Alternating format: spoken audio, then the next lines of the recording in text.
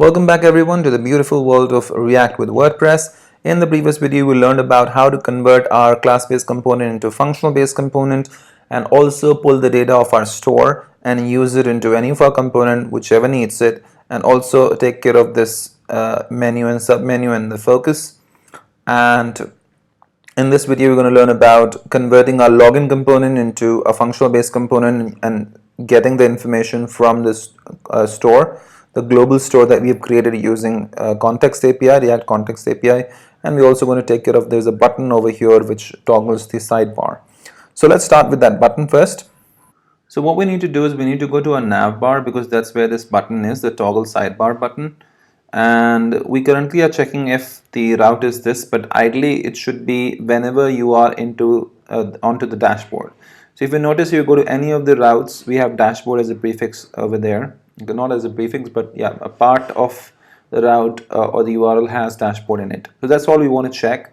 So we already know that the window object has window.location.pathname, and we just have to check if it includes that string. So we have a JavaScript method called includes.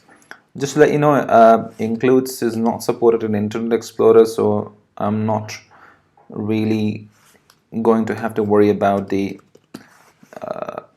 Internet Explorer right now. But if you want to provide support for Internet Explorer, you can always use some polyfill for that. But let's just speed up the process. Let's just stick to this. So we just want to check if the path name has a dashboard in it. So if you just check, now you can see it's showing. So if you go to console and you have a window object, window.location, and you can see that we have something called path name, and this path name has the route that we're currently on. So you just want to check if it contains dashboard. If it is, then show the toggle. Also, we need to fix the dashboard URL. Earlier we had set it to root. We no longer need the username. So we're just going to go to that. Where is it? Here it is. We don't need the username anymore because we're pulling that off the context. So now if you check, if you go to home, notice that the sidebar toggle is not there. Go to dashboard, it comes back again. Of course, it's not working because we still we need to convert this into a functional base. We need to pull the data from the store. Okay, so now let's clean it up. You can see how easy it becomes if we maintain a global store. We don't need all to pass all of that information here. And also we can convert this into the functional based component. Currently it's a class based component. So just say const arrow function. We don't need all of that. Let's just get rid of it. And then we just take all of it and just return it. We no longer need the username, so get rid of that. And this is anyways a window for us. We don't need props. And we just need to say const handle logout.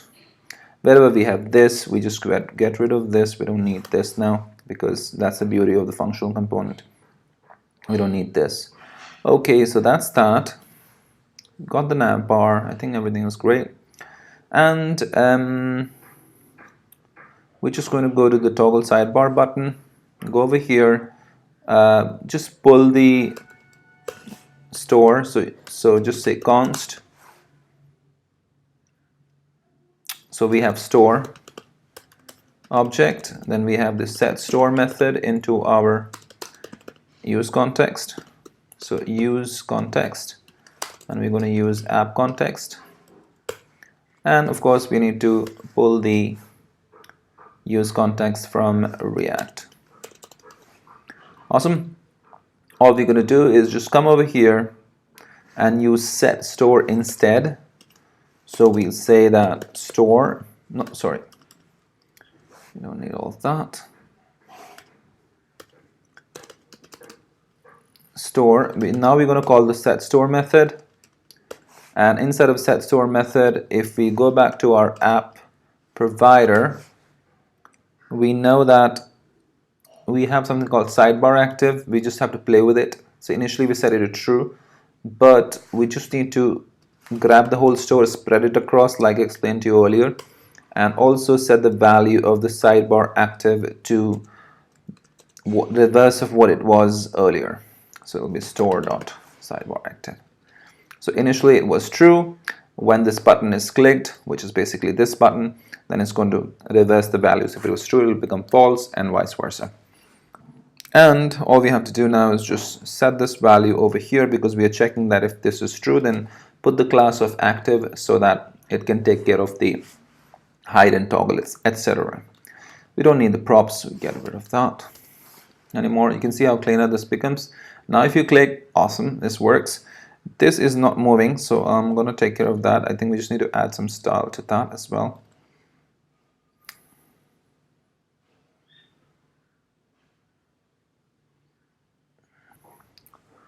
The reason why this is not moving is because we haven't really converted our content component into functional base and not using the value from the store. So we close all of this, we go back to our dashboard layout where all of the layout is coming. So remember, we started with the sidebar menu and we are done with converting everything into the, let's get rid of props, okay, converting everything into functional component when it comes to all of the components here except the content. So we'll take care of the content as well. So we go over here and just pull store again. So say const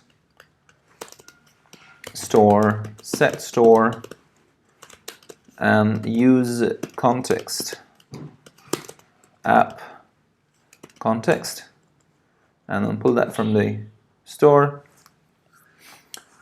And this is a good practice you're doing over and over again. This is a good practice, you'll get used to it quickly. Okay, awesome. We need the store value, so what we really need is this, a similar thing to what we did earlier. So go back to sidebar toggle, and I'm just going to use the same thing. In fact, we don't need to set any functions over here, do we? Let me just check. Okay, so inside of the nav bar, we no longer have to pass all of this value, so get rid of that. We just need to take care of this value. So what are we setting to? We're setting to store.sidebar active, and that's what we have into our app provider. Store.sidebar active. Currently it's true, so whenever it's set, it's going to pull that value from the store itself. So now set that. You can see it becomes clean now. Yeah, there you go. Let's check. Oops, we just need to reverse it, I believe. There you go, perfect. Okay, awesome. So that's that. And let's look at nav bar. Do we need to do anything over here? Nope. So we didn't have to pass anything to the nav bar because now our toggle sidebar is individual component. It's taking all that it needs from the store itself. So now you can see how our component become individual. They are not really dependent on our previous on the parent component much, although they may have some dependency, but not completely. We don't have to keep passing the props into your child component like nested components. It's too much, it becomes too much to handle. You know, you have to worry about where the error is coming from in case if you do get an error. So if you have a store, then it becomes really easy. Okay, so that's that. So I think we are done with this. You go to dashboard, works, home, works, dashboard works, posts works, great, awesome. This works great. I think we've done a good job and we can give a pat at our back. Awesome. Let me give one. Okay, great. Now the next thing we need to do is just convert our login component into the functional component. I think that's the last thing we'll do before we jump on to showing all of the posts and we jump on to creating the custom endpoint using REST API and then pull up all of the data just like WordPress does. Of course, there are a lot of things that you can do. This is just to show you how things are done, and then basis your requirement, you can change things. So later on, we'll build a REST API where we'll show the author categories. Basically, this kind of a layout is what we're going to build with the custom endpoint that we'll create. So for now, let's just stick to this and let's just go to our login component. In fact, I think we can do that in the next video. Let's do that in the next video.